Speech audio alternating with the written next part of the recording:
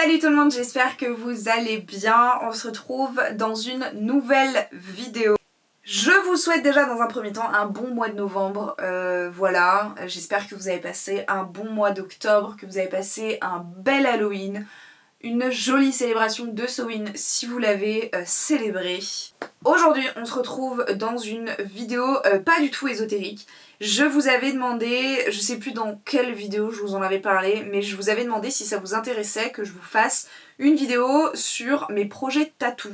Faire un petit peu un état des lieux de ce que j'ai et de ce que je souhaite faire en tatouage. Parce que les tatouages ça fait vraiment partie d'un hobby que j'ai, vraiment c'est quelque chose qui me plaît beaucoup. J'ai arrêté de me tatouer pendant une bonne période parce que je n'avais pas les moyens, voilà. Mais maintenant que j'ai un travail, laissez-moi vous dire que ce corps va être rempli de petits dessins indélébiles, voilà. Donc on va commencer déjà par un petit état des lieux. J'essaierai de vous faire des photos qui soient à peu près potables pour vous montrer un petit peu les tatouages. J'ai au total, à l'heure actuelle, du coup maintenant, 5 tatouages sur le corps. C'est pas beaucoup, clairement. Voilà, c'est pour ça il faut qu'on y remédie, clairement. Donc le tout premier que j'ai fait, c'est celui-ci. Alors du coup vous le verrez pas super bien. C'est une pièce d'échecs. Je l'ai fait en 2017 je crois. Je vous confirme ça dans une seconde. C'est ça, je l'ai fait en 2017. Ça a été mon tout premier tatouage. En 2017 du coup j'avais quoi? J'avais 21 ans, c'est ça. Techniquement, si j'avais pu, je me serais fait tatouer dès l'âge de 18 ans parce que c'était un projet que j'avais depuis très longtemps et que voilà, je rêvais de me faire tatouer. Heureusement, j'ai attendu parce que sinon je me serais retrouvée avec des tatouages de merde, hein, on va pas se mentir. L'histoire derrière ce tatouage, il est en hommage à ma grand-mère. Quand j'étais plus jeune, ma grand-mère maternelle avait chez elle un magnifique jeu d'échecs. Alors je ne sais pas s'il était vraiment en marbre, en tout cas il était en pierre, imitation un peu marbre. Et je me rappelle à de nombreuses reprises, quand on allait chez ma grand-mère, qu'avec mon frère, on essayait d'apprendre à jouer aux échecs. Et partant du principe que comme le jeu était chez ma grand-mère, on pensait qu'elle savait jouer. Et en fait, à un moment donné, on est sur la table avec le jeu d'échecs, et elle vient nous voir, elle nous dit « Ah, vous savez jouer aux échecs ?» Et ce à quoi on répond « Non, mais on aimerait bien apprendre. » Et on lui dit « Mais toi, tu sais jouer ?» Et elle dit « Ah non, non, moi c'est juste pour la déco. » Et ça m'a fait mourir de rire parce que c'est quelque chose qui reste dans la famille, c'est-à-dire que ma mère a aussi également un jeu d'échecs pour la déco. Voilà. Et c'est un souvenir qui m'a vraiment marquée. Et quand j'ai réfléchi, après le décès de ma grand-mère, à faire un tatouage en hommage, en fait je savais pas trop quoi faire, etc. J'ai repensé à ce souvenir et je me suis dit mais c'est parfait, vraiment je trouve que ça représente énormément ma grand-mère, cet aspect très... pas de prise de tête, je m'en foutisme, vraiment très... Ma grand-mère elle était beaucoup dans l'humour, ce genre de truc. Bref, je trouvais que ça la ressemblait beaucoup. Et du coup c'est la pièce de la reine, puisque du coup c'est pour ma grand-mère, donc c'est une pièce féminine, et puis ma grand-mère c'était un peu une reine quoi, donc bref, voilà. Donc mon premier tatouage, je l'ai fait au fin fond de l'Isère, dans un petit shop d'un petit bled. Ma mère connaissait le tatoueur je sais pas quoi, j'en ai eu pour 50 balles, ça m'a pas coûté énormément. Tout premier tatouage de ma vie. J'étais ultra stressée, surtout parce que on m'avait dit faut que tu dormes bien, faut que t'aies bien mangé, faut pas que t'aies... Enfin, faut pas que t'aies tes règles, c'est préférable parce que du coup tu seras trop fatiguée, faut pas que tu boives d'alcool avant. Sauf que la veille au soir on avait fêté l'anniversaire de ma mère, donc j'avais bu de l'alcool, je n'avais pas très bien dormi, je n'avais pas très bien mangé, j'étais fatiguée et j'étais là en mode je vais faire un malaise, à tous les coups je vais faire un malaise. Pas du tout, hein, ça s'est super bien passé. Au niveau de la douleur, je me souviens plus du tout, parce qu'en même temps ça fait au moins 5 ans quoi, ça fait plus de 5 ans même. Du coup je me souviens plus exactement de la douleur, mais je me rappelle que c'était pas énorme et surtout vraiment ça a été torché genre super vite, genre vraiment. Donc voilà, tout premier tatouage que j'ai fait là-bas. Aujourd'hui, enfin je l'aime toujours autant de par le contexte et l'hommage. Par contre c'est vrai que je le trouve très simple, donc je le pimperai probablement un peu au fil des années, on verra. Au niveau de la cica, j'ai des endroits où l'encre un peu a pété, probablement parce qu'il y a eu des croûtes et que j'ai dû sans faire exprès soit gratter, soit frotter, etc. Donc effectivement je le ferai peut-être rattraper, mais en fait comme ce sont des aplats, enfin des traits très épais, ça choque pas, c'est pas, voilà, c'est pas flagrant. Donc voilà. Donc effectivement je le ferai peut-être vite fait rattraper et pimper, mais pour l'instant c'est pas du tout le projet. Voilà. Donc ça c'était mon premier tatou. Deuxième tatouage, c'est celui-ci. Donc ici vous avez, pareil j'essaierai de vous mettre une photo, un serpent avec une lune et vous avez quasiment la même chose à l'intérieur. C'est pas exactement le même serpent, les ombrages sont pas tout à fait pareils, etc. Mais c'est la même idée. Et alors là pour ce tatouage, c'est marrant, c'est vraiment c'est un flash que j'ai eu dans une convention en fait. C'est-à-dire qu'il y a une convention à Lyon qui s'appelle la Lyon Tattoo Convention, ok, qui est là depuis des années. J'y étais jamais allée de ma vie. Et je me dis, ah bah pourquoi pas, j'ai appris qu'on pouvait se faire tatouer sur place, donc je me dis pourquoi pas, ce sera l'occasion de découvrir des tatoueurs et de regarder s'il y a des trucs qui me plaisent. Quand on se fait tatouer sur place lors d'une convention, soit on contacte un tatoueur au préalable, qu'on connaît, dont on apprécie le travail, pour booker un rendez-vous avec lui sur le temps de la convention, donc sur le temps du week-end ou des 3 jours de la convention, soit on passe au stand, on voit ses flashs et on voit s'il a de la disponibilité. Les flashs, qu'est-ce que c'est ? Normalement, ce sont des designs qui sont voués à être tatoués une seule fois. Premier arrivé, premier servi. Voilà. En général, le prix est parfois un peu moins cher qu'un projet perso. Enfin, ça dépend, il y a vraiment des cas de figure très particuliers. Mais l'idée est là, c'est qu'en fait, normalement, il est tatouable qu'une seule fois. Après, il y a des variantes. Il existe des flashs qui sont tatouables à l'infini. Voilà. J'étais rentrée dans la convention avec une idée très précise. Je voulais un tatouage de serpent qui entoure entre guillemets mon bras et j'avais pour idée de me dire pourquoi pas la tête dépasserait et arrivait sur le haut de ma main. Ok ? J'étais vraiment rentrée dans la convention, je veux un tatouage de serpent. On fait le tour de la convention. Je regarde un petit peu du coup les styles, les flashs des tatoueurs et je flash du coup sur celui-ci. Et en fait à la base, les deux parties que j'ai, donc celle-ci et celle-ci, c'était un seul et même tatouage. Et je discute avec le tatoueur, je lui demande son prix, il me dit 150 €, c'était parfait, c'était pile poil dans mon budget. Je lui dis par contre est-ce qu'il est possible de séparer le flash en deux et de faire une partie ici et l'autre partie là. Il me dit oui, bah oui, carrément, y a pas de souci, parce qu'il faut savoir que les flashs en général sont pas forcément modifiables. De base, normalement, justement, c'est ce design-là et aucun autre. Ok ? Il y a aussi à nouveau des variantes, des fois on peut rajouter de la couleur, des fois on peut enlever un petit truc, enfin... Voilà, ça dépend maintenant aujourd'hui, mais de base, un flash, c'est ça. Un tatouage qui est unique et qui n'est pas modifiable, en fait. C'est pas du tout un projet perso.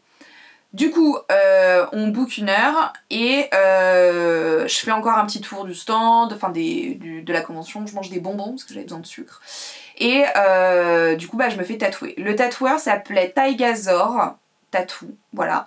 En 1 heure, c'était torché, vraiment.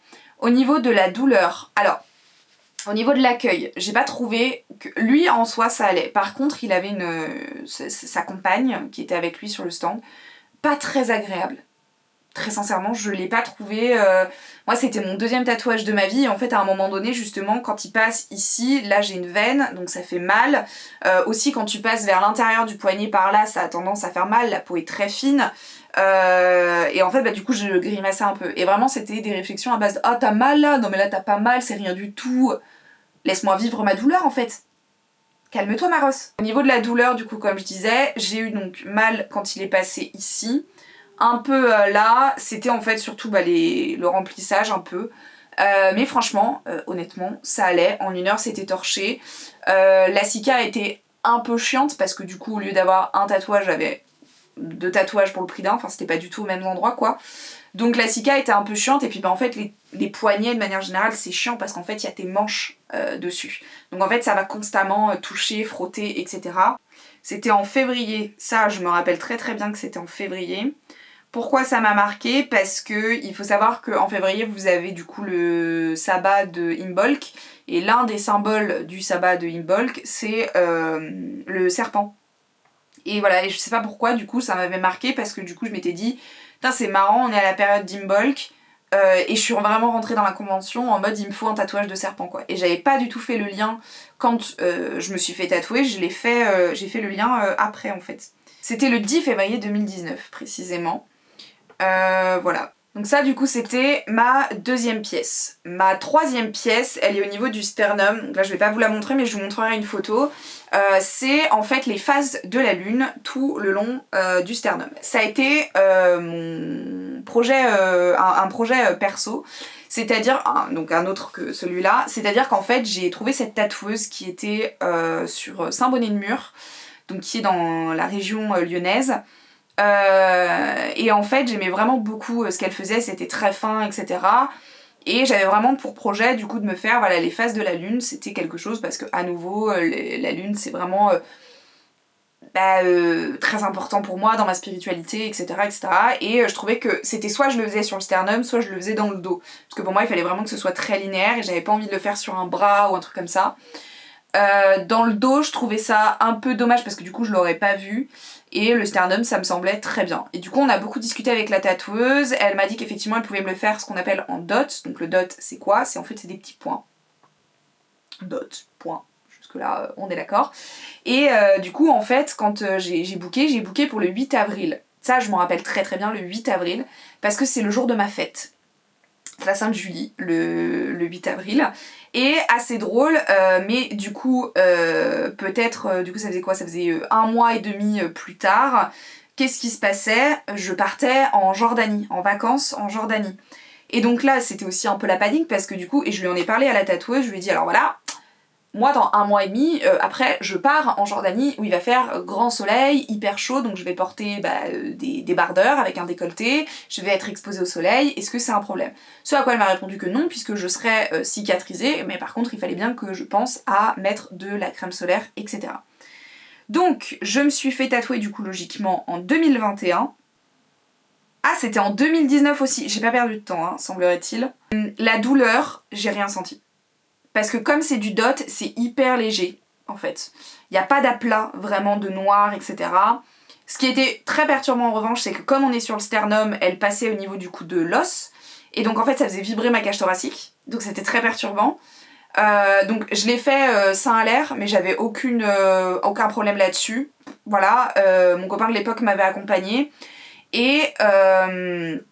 il y a un autre point aussi qui était important et qui m'a perturbée lors du tatouage, c'est qu'en fait il fallait, on parlait, mais il fallait que je parle, que je fasse attention quand je parle, que j'évite de rigoler, que j'évite de respirer trop fort, parce que sinon ça faisait bouger en fait le sternum et puis elle était enfin en train de tatouer en fait. Je me souviens plus exactement combien de temps le tatouage a duré,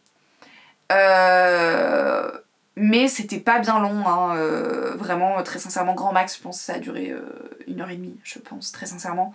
Je crois que l'après-midi même, j'allais au travail, et là je travaillais dans la vente. Et je me rappelle très très bien que pour la Sika, c'était assez galère, parce que c'est littéralement entre mes boobs, hein.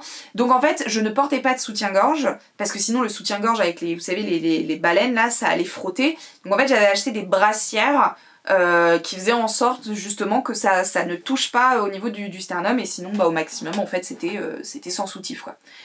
La cicatrice s'est super bien passée, aucun souci là-dessus. À l'heure actuelle, il y aurait probablement des retouches à faire, mais en fait elles sont pas hyper voyantes parce que comme c'est très léger, le dessin est hyper fin, etc. C'est pas ultra voyant. Donc c'est pas trop un problème là-dessus. Je l'aime toujours autant d'ailleurs et il fait toujours sensation du coup quand je mets un petit décolleté, etc. Ensuite, quatrième tatouage, ce sont les tatouages que j'ai sur les mains. Voilà, j'ai les 4 doigts et le pouce. Voilà, et ceux-là, je les ai faits aussi en convention. Voilà. Donc j'ai découvert la Lyon Tattoo Convention avec mon serpent et j'y suis retournée, mais bien des années plus tard par contre, pour me faire les doigts. Voilà.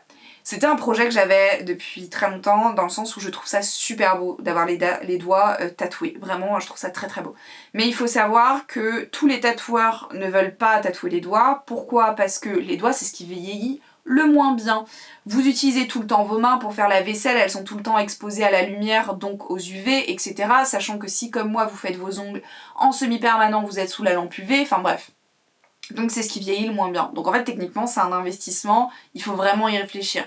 Et aussi, la peau est très fine, on est sur un petit espace en fait, donc tous les tatoueurs ne sont pas à l'aise à l'idée de tatouer des doigts. Voilà.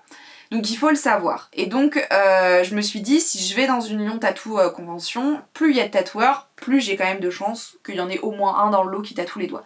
Au niveau de ce que je voulais, donc pareil, je voulais me faire tatouer les doigts, je suis rentrée dans la convention, je me suis dit je vais me faire tatouer les doigts. Au niveau de ce que je voulais, j'étais pas forcément sûre, j'attendais de voir en fait au niveau des petits designs justement, ce que proposaient les différents tatoueurs, etc. J'ai vu pas mal de stands, je me suis arrêtée sur un des stands d'un tatoueur italien, donc c'est celui qui m'a fait les doigts, aucune idée de comment il s'appelle, je me rappelle plus du tout, j'essaierai de vous remettre le nom. J'avais vu du coup ces petits designs, donc des petits points, il y a une feuille, il y a un soleil, il y a une lune, et je me suis dit, bah franchement ça a l'air pas mal. Je lui demande quand est-ce qu'il a une dispo, il me dit, et du coup, il me dit, je lui dis combien, 200 €, ok, très bien. Ça peut vous paraître très cher, mais on rappelle que c'est une zone qui est pas facile à tatouer, ok, et que les prix que vous avez en convention, c'est les prix convention. Parce qu'en fait, la personne se déplace, donc il faut quand même payer le transport, il faut payer son stand, il faut, de manière générale, on part du principe que un tatouage, c'est minimum 80 € parce que tu sors ta machine, ton aiguille, ton encre, ta vaseline, ton sopalin, enfin bref, tout ça, c'est des coûts, en fait, qui sont, entre guillemets, fixes, qui ne sont pas variables selon la forme de ton tatouage, en fait, selon la densité d'encre que tu utilises, selon la taille de ton projet, selon l'heure, le nombre d'heures auquel il va passer, c'est vraiment un prix de base en fait, on va dire, ok. Du coup, 200 € ça peut paraître cher, mais quand on prend et qu'on englobe la totalité, en vrai, ça va. La douleur du pipi de chat. En fait, techniquement, ça fait mal, et à nouveau, ça vibre en fait sur les os, mais en fait, comme c'est ultra rapide, en une demi-heure, même pas à 10 minutes, c'était torché, mais vraiment. Donc c'est des petits points, ce qui fait que, sauf pour la feuille où c'est des traits, sinon le reste c'est des petits points, ce qui fait que normalement ça va vieillir assez bien. Ça a bavé. Ça a bavé au niveau des petits points sur le pouce où il y a la lune. Les petits points étaient un petit peu trop rapprochés, un petit peu trop gros, ça a un petit peu bavé, mais franchement ça va. Au niveau du soleil, pareil, les petits points étaient un petit peu trop rapprochés, ça a un tout petit peu bavé, ça va. Mais là où ça a le plus bavé, c'est, je vous fais un doigt d'honneur du coup, mais c'est sur celui-ci, c'est là où il y a la petite feuille, je sais pas si vous verrez. En fait, vous voyez ici, ça a bavé. Pourquoi? Parce que il y a la pliure en fait de ma phalange et du coup au niveau de la cica, en fait ça n'a pas arrêté de bouger, donc ça a un peu fait baver l'encre. Donc voilà, ça a été torché très vite, on ne peut plus satisfaite, mais effectivement à la cica, le majeur a été un peu compliqué, donc il faudra que j'envisage de les refaire, mais pareil à nouveau c'est pas du tout vraiment la priorité quoi. 5e tatouage, il est tout récent celui-ci, je l'ai fait en tac, je l'ai fait début octobre avec ma première paye, voilà, j'ai pas attendu. Donc c'est celui-ci. Alors pareil, putain, pour vous le montrer, ça va être un peu compliqué, mais je vous montrerai une meilleure photo. Il est juste là, c'est un cercueil. Et alors celui-ci, il faut que je vous en parle parce qu'il a une histoire. En gros, j'ai découvert cette tatoueuse qui s'appelle Rain sur TikTok. Et elle fait un style traditionnel. Et je suis pas hyper fan de base du style traditionnel. C'est vraiment quelque chose, pendant très longtemps, j'ai eu beaucoup de mal. Il faut savoir que dans mes projets tatou, j'ai l'idée d'avoir un bras ici avec des tatouages en couleur et un bras ici avec des tatouages qui ne sont pas en couleur. Donc, vous vous doutez bien, celui-là il est pas en couleur. Je lui réfléchis. Bah oui, mais parce qu'en fait celui-là je l'ai fait avant d'imaginer de me faire un bras en couleur, un bras pas en couleur. Ok ? Et donc, quand j'ai commencé à réfléchir quel style je pouvais me faire sur ce bras gauche que je veux en couleur, j'ai pensé à des styles type justement de l'aquarelle, des trucs très fins, etc. Sauf que non seulement l'aquarelle, ça vieillit pas très bien parce que la couleur se diffuse au fil du temps et donc en fait, ce qui vieillit le mieux, c'est les aplats de couleurs. Donc ça m'aurait embêté en fait de faire un tatouage pour que dans 10 ans, en fait, on voit plus vraiment les couleurs. C'est quand même un peu con. Mais au-delà de ça, en fait, plus le temps passait, moins j'aimais ou j'avais envie de tatouages fins, en fait. Voilà. Et donc je découvre cette tatoueuse Rain sur TikTok, je vois qu'elle fait du traditionnel, mais j'aime bien ses designs. Et c'est ça qui m'interpelle un peu, parce que je me dis, mais c'est bizarre, je n'aime pas le traditionnel, mais ça j'aime bien ce qu'elle fait. Et ça me trotte dans la tête, ça me taraude. Et puis en octobre, elle lance les Flash Inktober. Inktober, pour ceux qui ne savent pas ce que c'est, ce sont des listes. Donc il y a l'Inktober officiel du groupe Instagram, enfin du compte Instagram Inktober. Ce sont des listes. Chaque jour sur tout le mois d'octobre, vous avez un thème et vous devez faire des dessins en rapport avec ce thème. Par exemple, chat, le premier jour c'est chat, le deuxième jour c'est chien. Vous devez faire le premier jour un chat dans votre style, dans un univers que vous préférez. Le deuxième jour un chien dans votre style, dans l'univers que vous aimez bien, etc. Vous voyez le concept. À la base, donc il y a la liste officielle de Inktober, ok ? Puis en fait, tous les créateurs ont commencé à faire un petit peu leur propre liste Inktober, et même des créateurs de contenu ont décidé de faire du coup leur propre liste d'octobre. Pas forcément dans du dessin ou dans du tatouage ou des choses comme ça. Et cette tatoueuse a suivi une liste du coup, on va dire parallèle de l'Inktober. Et du coup j'ai vu qu'elle avait publié pas mal de flash. Le tout premier c'était un chapeau de sorcière, je me rappelle qu'il m'a marqué parce que j'étais là en mode il est magnifique, il est super beau. Et autre point qu'il faut noter sur mes projets tatouages, sur mon bras gauche je veux donc des tatouages en couleur. Mais je veux aussi sur mon bras gauche avoir des tatouages qui rappellent la sorcellerie, qui rappellent ma spiritualité. Voilà. Donc tout ce qui va être un rapport avec la sorcellerie, grimoire, sorcière, balai, chaudron, ce genre de trucs. Sur mon bras droit, qui sera donc pas en couleur, je veux le faire avec des symboles de nature morte. La nature morte, qu'est-ce que c'est ? Ce sont des types de tableaux, peintures, dessins qui répondent à des codes. Il y a des codes dans la nature morte pour qu'on parte du principe que c'est une nature morte. Ok ? Ça peut être une photographie, ça peut être un dessin, ça peut être une sculpture, peu importe on va dire le support utilisé, s'il y a ces codes, on considère que c'est une nature morte. Et dans ces codes, vous avez beaucoup de choses.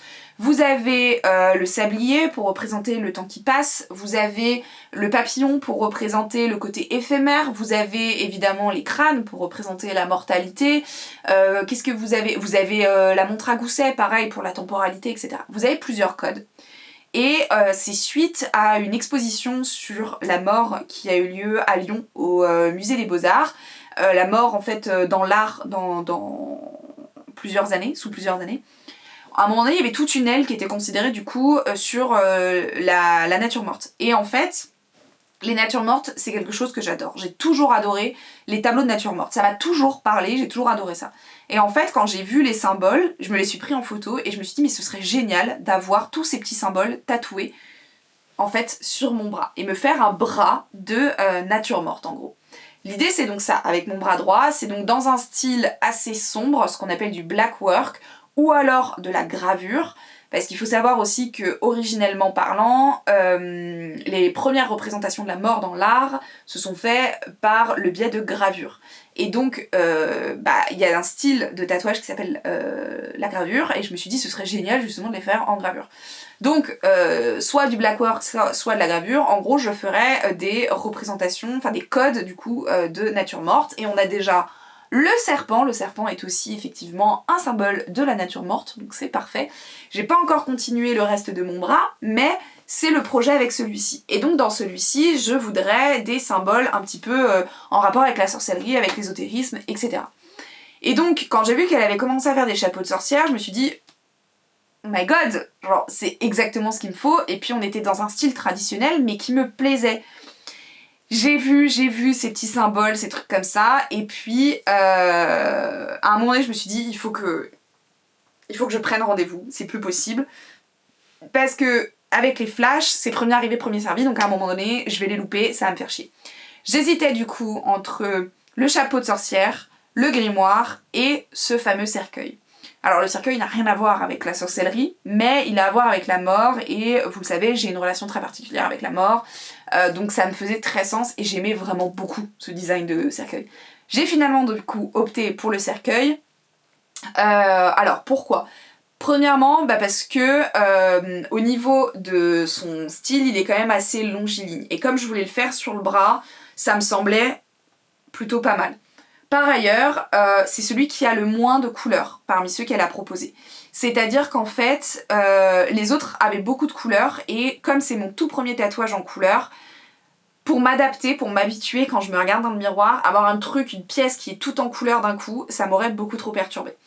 Alors que celui-ci, au niveau de la couleur, il y a au niveau de l'intérieur qui est en rouge, on a le bord qui est un peu jaune mais ça se voit pas beaucoup, on a les feuilles qui sont un peu vertes mais ça se voit pas beaucoup, mais il y a surtout beaucoup d'aplats noirs. Voilà. Donc j'ai contacté ma tatoueuse, je lui ai dit « Hey, je veux ça, nanana », on a pris rendez-vous dès le lendemain, parce qu'elle avait une dispo, quelqu'un qui avait annulé, donc j'étais un peu plus heureuse. Le tatouage fait 11 cm, du coup je suis arrivée au shop après le boulot, parce qu'évidemment je travaillais, donc voilà. Je suis arrivée au shop après le boulot, on a discuté, j'ai gros coup de cœur pour cette tatoueuse, j'ai beaucoup discuté avec elle pendant toute ma session tatou, vraiment elle est adorable, elle est trop gentille, elle tatoue très bien, voilà. Au niveau de la douleur, un bon 7 sur 10, voire 8 sur 10, parce qu'en fait, c'est pas... En fait, ce qui m'a fait le plus mal, c'est vraiment les aplats de noir, en fait c'est l'ombrage. Et ensuite quand elle a passé la couleur, ma peau était déjà tellement à vif que c'est ça qui m'a fait mal. C'est pas forcément le fait d'avoir appliqué la couleur, c'est vraiment le fait de se dire qu'en fait ta peau est déjà à vif. Donc voilà. On a fait plusieurs pauses, on a fait une pause directement après le tracé, j'ai bu un coup, j'ai mangé un petit morceau, on a fait une pause après les ombrages aussi, et ensuite on est passé à la couleur. Donc voilà, je suis repartie avec mon tatouage, celui-ci m'a coûté 200 € aussi, ce qui est largement correct, vraiment très sincèrement. Je l'ai fait au shop Stonewall Tattoo, qui est à Croix-Rousse, et d'ailleurs, le jour où vous verrez cette vidéo, il y a un flash day. J'y suis, sachez-le. Je suis à ce flash day, voilà, je suis au shop. Donc je sais pas si je me ferai tatouer là-bas, en tout cas, il y a un vernissage aussi d'une artiste qui expose, donc j'ai très envie de voir ses œuvres aussi. Mais voilà, en tout cas, le tatou s'appelle Stonewall, il est à Croix-Rousse, facilement accessible, très sincèrement. La cica, par contre, était horrible, enfin horrible, tout est relatif. Ça a commencé à sécher et à peler, à tirer, vraiment les 3 premiers jours. On m'avait conseillé du coup, comme ça faisait très longtemps que je m'étais pas fait tatouer, et puis surtout, la dernière fois que je m'étais fait tatouer c'était les doigts, donc en fait j'hydratais pas forcément mes doigts, on va dire. Du coup je me souvenais plus vraiment en termes de cica, et en fait elle m'a dit pendant 3 jours tu laisses sécher, tu n'hydrates pas, et ensuite tu hydrates si vraiment ça tiraille trop. Mais horrible. J'avais envie de m'arracher la peau, en fait, vraiment. Et en fait, j'aurais aimé faire ce qu'on appelle une cica sèche, c'est-à-dire ne pas hydrater du tout. Ça évite d'étouffer le tatouage et de perdre de l'encre, etc. Sauf que, en fait, mon bras, je l'utilise tout le temps. C'est sur un muscle, donc en fait, il est soit tendu, soit pas tendu. Et même si en soi, au niveau du taf, je suis plus du tout dans la vente, en fait, j'utilise quand même mon bras, quoi, au quotidien.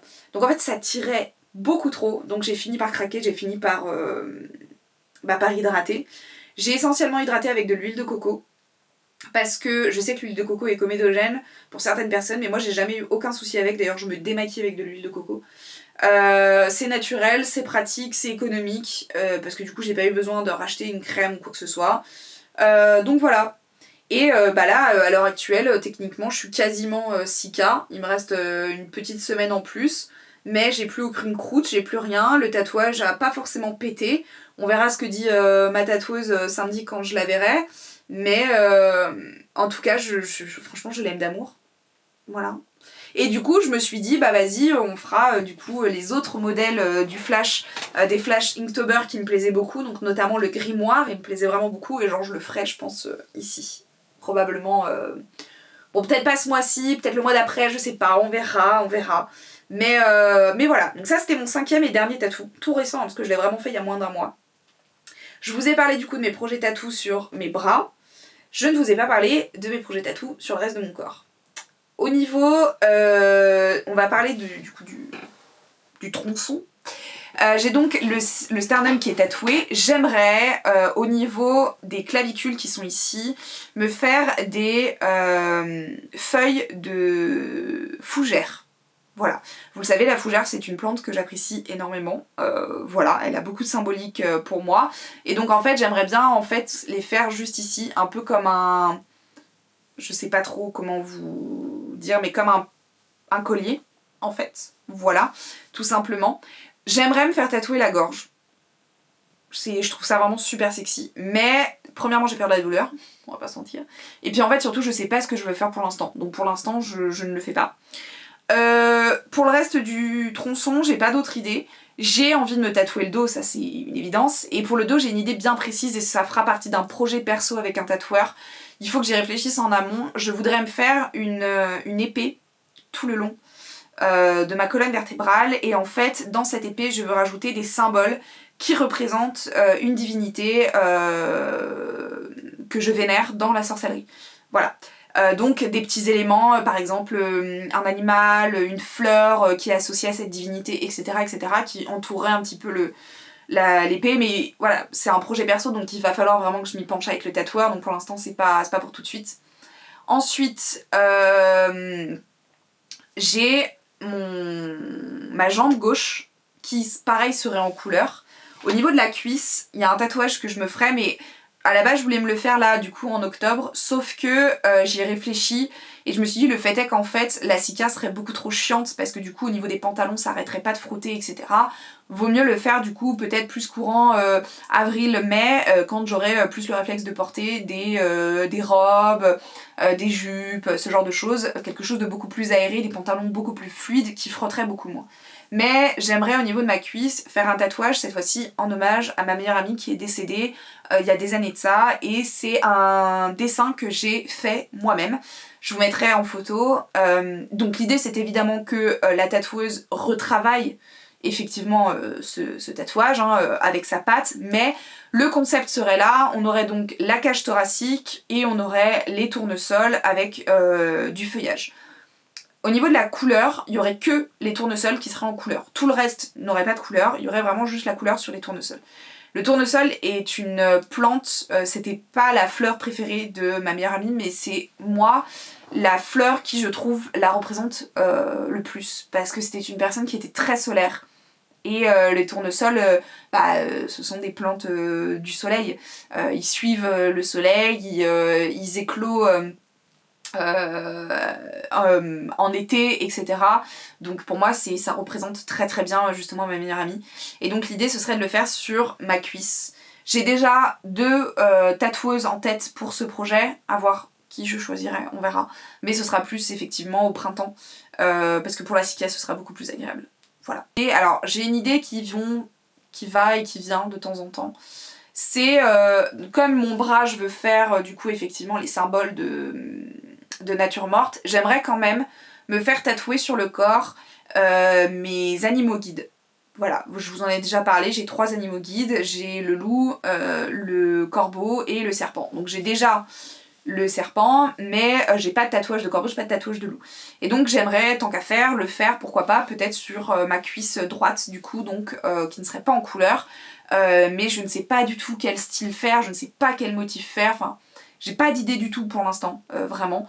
Mais à terme j'aimerais effectivement sur mon corps avoir mes animaux guides tatoués. Voilà. Après je fonctionne beaucoup au coup de cœur. À tous les coups je vais juste voir un flash que je vais adorer et je vais décider finalement de me le faire tatouer et voilà. Mais voilà, c'était une très longue vidéo, mais c'était mes projets du coup tatou et un petit état des lieux de mes tatouages. J'aimerais bien me faire tatouer aussi l'intérieur des oreilles, parce que je trouve ça vraiment super beau aussi. Voilà. Je me ferai pas tatouer le visage par contre, ça je suis pas hyper fan, mais voilà. Écoutez voilà, c'était une très longue vidéo, je pensais pas parler autant. J'espère quand même que c'est une vidéo qui vous a plu, voilà. Moi du coup, je vous embrasse, je vous fais plein de bisous. Je vous dis à bientôt dans une nouvelle vidéo et en attendant, prenez soin de vous. Et allez checker le compte de Stonewall Tattoo, donc le shop, ainsi que celui de ma tatoueuse. Je vous mettrai tous les liens en barre de description. Voilà, donnez-leur de la force et c'est tout pour moi. Je vous fais plein de bisous. Prenez soin de vous, c'est très très important. Ciao ciao.